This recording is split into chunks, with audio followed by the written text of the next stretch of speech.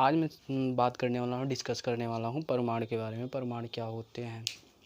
तो देखो, आप लोग जब केमिस्ट्री पढ़ते हो तो सबसे जो पहला वर्ड आता है वो होता है, पहला जो जहन में दिमाग में जो सवाल आता है वो होता है एटम के लिए। किसके लिए? एटम के लिए। यानी एटम क्या होता है? तो देखो, किसी पदार्थ का वह सूक्ष्मतम कण जिससे वो पदार्थ मिलकर बना हो उसे हम लोग क्या कहते हैं? परमाणु कहते हैं। क्या कहते हैं? परमाणु। यानी किसी भी कोई मेटल है, मान लो कोई मैटर है। क्या है? मैटर है। ये मान लो कोई मैटर है। अब इसके बीच में क्या होंगे? तो इसके बीच में कई छोटे छोटे क्या होंगे? अणु होंगे। उन अणुओं से भी छोटा क्या होगा? परमाणु। क्या होगा?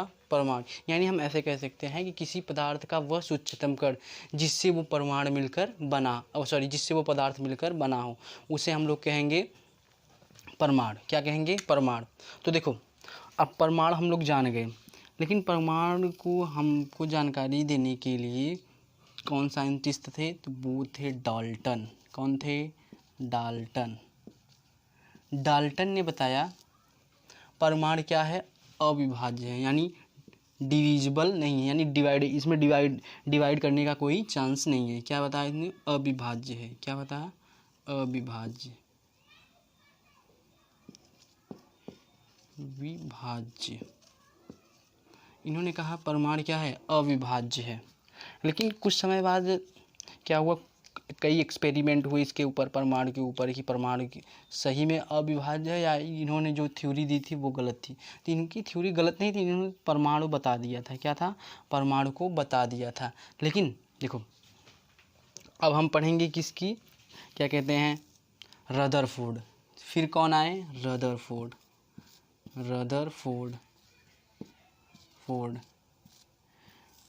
अब रदरफोर्ड आए, इन्होंने कहा परमाणु क्या है? इन्होंने कहा था ये परमाणु बट नहीं सकता। अब रदरफोर्ड आए, रदरफोर्ड क्या किया? रदरफोर्ड ने बताया परमाणु भी क्या हो सकता है? बट सकता है।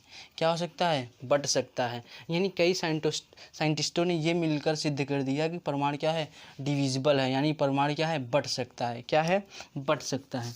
तो आइए देखिए परमाणु में हम बांटने के बाद कौन कौन से क्या प्राप्त होते हैं। देखो, तो जो बेसिक फंडा है, देखो ये मान लो कोई क्या है? परमाणु है। क्या है? परमाणु। हालांकि इतना बड़ा होता नहीं परमाणु, बट क्या कहते हैं, जानकारी के लिए हम लोग इतना बड़ा ड्रॉ कर रहे हैं। ये क्या है? कोई परमाणु है। क्या है? कोई परमाणु है। अब देखो, हम लोग परमाणु को किस में मापते हैं? यानी परमाणु की जो क्या कहते हैं परिधि होती है, लंबाई होती है, उसको किस में मापते हैं? उसको मापते हैं हम लोग एंगस्ट्रॉन में। किस में? एंगस्ट्रॉन में। किस में मापते हैं? एंगस्ट्रॉन में। एक एंगस्ट्रॉन बराबर होता है 1 एंगस्ट्रॉन बराबर 10 पावर -10 मीटर। यानी सोचो, इतना छोटा, इस क्या होता है? इतना छोटा होता है उसका क्या? परमाणु होता है। क्या होता है? इतना छोटा क्या होता है? परमाणु। लेकिन अब हम बात करते हैं नाभिक की। किसकी? नाभिक की। तो देखो, नाभिक की बात करने से पहले हम लोग जान लेते हैं जो परमाणु होते हैं उसमें 3 कण पाए जाते हैं। कौन से कण पाए जाते हैं? 3 कण। इलेक्ट्रॉन, प्रोटॉन और न्यूट्रॉन। इलेक्ट्रॉन, प्रोटॉन और न्यूट्रॉन। तो जो रदरफोर्ड ने बताया, अपना एक्सपेरिमेंट किया, तो उन्होंने बताया कि परमाणु के कुछ भाग क्या हैं? खोखले हैं, कुछ भाग क्या हैं? ठोस हैं। कुछ भाग खोखले हैं, कुछ भाग ठोस हैं। जो ठोस भाग है उन्होंने उनको कहा केंद्रक। क्या कहा? नाभिक कहा। क्या कहा? नाभिक। नाभिक। क्या कहा? नाभिक। अब देखो, ये जो परमाणु का नाभिक होता है ये तो परमाणु से भी छोटा होता है। तो इसको हम लोग किस में मापते हैं? तो इसको हम लोग मापते हैं फर्मी में। किस में मापते हैं? फर्मी में। किस में मापते हैं? फर्मी में। अब देखो, फर्मी क्या होती है? तो देखो, ये फर्मी होती है एक फर्मी बराबर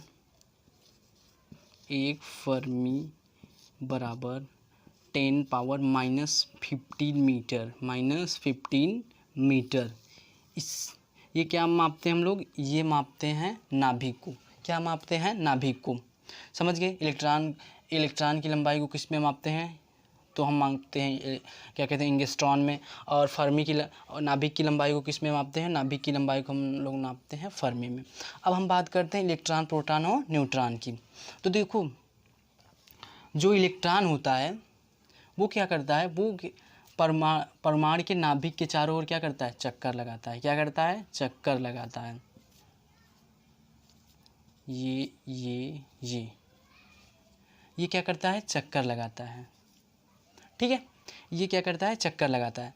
और जो प्रोटॉन और न्यूट्रॉन होते हैं, प्रोटॉन और न्यूट्रॉन, ये कहाँ होते हैं, ये नाभिक में होते हैं। कहाँ होते हैं, नाभिक में। कहाँ पे होते हैं, नाभिक में। यानी NP, न्यूट्रॉन और प्रोटॉन कहाँ होते हैं, नाभिक में होते हैं। अब देखो, इलेक्ट्रॉन पे होता है इलेक्ट्रॉन पर माइनस चार्ज। कौन सा चार्ज होता है, माइनस। अब देखो, इसको खोजा कौन था, तो इलेक्ट्रॉन को खोजे थे जे थॉमसन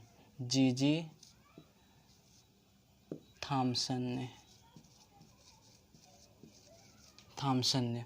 कौन खोजा था, जे थॉमसन। और बात करते हैं प्रोटॉन को कौन खोजा था, तो प्रोटॉन को जिन्होंने खोजा था उनका नाम है रदरफोर्ड। कौन, रदरफोर्ड। इन्होंने क्या किया, इन्होंने प्रोटॉन को खोजा। अब देखो, प्रोटॉन में कौन सा चार्ज होता है, तो प्रोटॉन में होता है प्लस। क्या होता है, प्लस। अब बात करते हैं न्यूट्रॉन की। तो देखो, न्यूट्रॉन को कौन खोजे थे, तो न्यूट्रॉन को खोजे थे चैडविक। कौन खोजे थे, चैडविक ने इसको डिस्कवर किया था। अब इस पे कौन सा चार्ज होता है, ये क्या होता है, न्यूट्रल होता है। क्या होता है, न्यूट्रल। इस पे कोई चार्ज नहीं होता, या कह लो इस पे प्लस भी होता है और माइनस भी होता है। तो ये बेसिक सी क्या कहते हैं डिफिनीशन और क्या कहते हैं उनके बारे में नॉलेजमेंट थी जो परमाणु से रिलेटेड थी। बाकी हम लोग जब डीप में पढ़ेंगे तो जे थॉमसन की थ्योरी पढ़ेंगे, उसके बाद डाल्टन की पढ़ेंगे, डाल्टन की पढ़ेंगे। फिर उसके बाद उसके आगे होंगे रदरफोर्ड। अब हम बात करने वाले हैं रदरफोर्ड के परमाणु मॉडल की।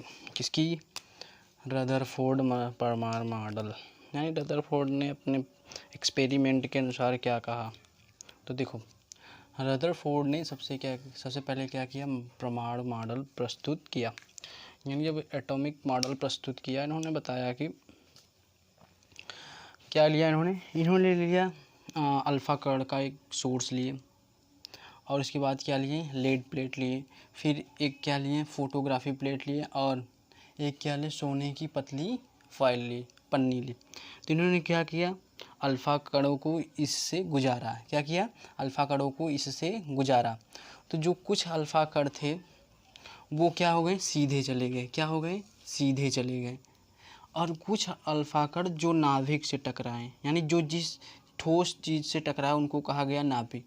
यानी जो नाभिक से टकराए वो वापस चले आए। उनका जो क्या कहते हैं टकराव हुआ, यानी वो जो घूम कर आए वो कितनी डिग्री में घूमे, 180 डिग्री में।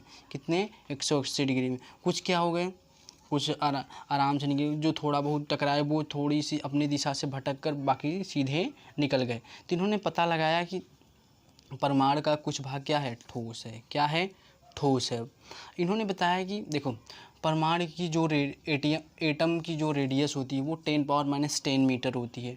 10⁻10 मीटर। लेकिन हम बात कर रहे हैं न्यूक्लियस की, यानी उससे भी छोटी क्या होगी, ये एटम से भी क्या होगी, छोटी होगी।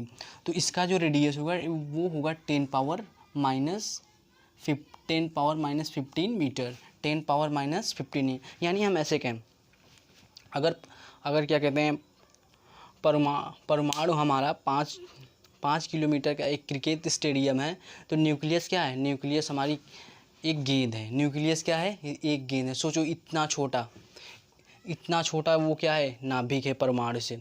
अब देखो, हम बात करते हैं मास ऑफ इलेक्ट्रॉन, यानी इलेक्ट्रॉन का जो द्रव्यमान होता है। क्या होता है, द्रव्यमान। वो होता है 9.10932 इंटू 10⁻−13। ये क्या है, इलेक्ट्रॉन का मास है। क्या है, इलेक्ट्रॉन का मास, यानी उसका वज़न है। ये सबसे हल्का कण होता है। ये तीनों कणों में से सबसे हल्का कण कौन सा होता है, इलेक्ट्रॉन। क्यों होता है, क्योंकि ये चक्कर लगाता रहता है। ये हमेशा क्या होता है, जाहिर सी बात है जो व्यक्ति ज़्यादा दौड़ेगा वो ज़्यादा पतला हो जाएगा। तो ये क्या है, एक प्रकार से ट्रिक है, बाकी ऐसा बात नहीं। ये क्या होता है, सबसे हल्का कण। बाकी जो प्रोटॉन का मास अगर हम लोग देखें तो प्रोटॉन का जो मास होता है वो होता है 1.67216 इंटू 10⁻⁻27। और जो न्यूट्रॉन का होता है वो इसके लगभग बराबर ही होता है। तो उसका जो होता है न्यूट्रॉन का होता है 1.67492 इंटू 10⁻27 इतना होता है। तो देखो रदरफोर्ड ने ये बताया, रदरफोर्ड का जो बेसिक सिद्धांत था उन्होंने बताया कि परमाणु में कुछ ठोस भाग होते हैं। क्या होते हैं, ठोस भाग, जिन्हें क्या कहा गया है, नाभिक कहा गया। यानी जो क्या कहते हैं, जो उनसे अल्फा कण जो सीधे निकल गए वो क्या हो गया, खोखला हो गया। क्या हो गया, खोखला। यानी कुछ भाग क्या है, खोखले हैं। यानी कुछ परमाणु में कुछ क्या होते हैं, होल्स होते हैं, कुछ इलेक्ट्रॉन्स होते हैं। तो जो जहाँ इलेक्ट्रॉन्स नहीं है वहाँ पे क्या हो गए, होल हो गए। क्या हो गए, होल हो गए। और क्या हो गए, सीधे निकल गए। और जो क्या कहते हैं, ये बीच वाले पोर्शन यानी नाभिक से जो टकराए, जो जहाँ पे प्रोटॉन और न्यूट्रॉन रहते हैं, कहाँ पे, जहाँ पे न्यूट्रॉन और प्रोटॉन रहते हैं, उससे जो टकराए वो क्या हो गए, 180 डिग्री पे क्या हो गए, वापस मुड़ गए। 180 डिग्री पे वापस मुड़ गए। तो इन्होंने पता लगाया कि परमाणु का कुछ भाग क्या है, ठोस है, और कुछ भाग क्या है, खोखला है। ठीक है।